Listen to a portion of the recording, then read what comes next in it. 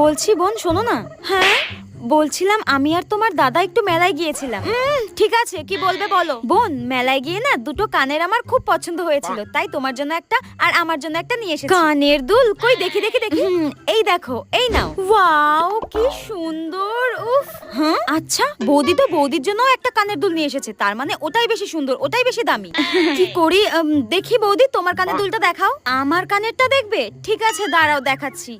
এই দেখো, দেখি দেখি দেখি। ওয়াও উফ এগুলো তো কি সুন্দর গো। এই বৌদিটা না খুব শয়তান, আমি জানি। নিজের জন্য ভালো আর দামি কানের নিয়ে এসেছে আর আমার জন্য কম দামি। শোনো বৌদি, আমার এটা পছন্দ হয়নি, আমি এটাই নেব।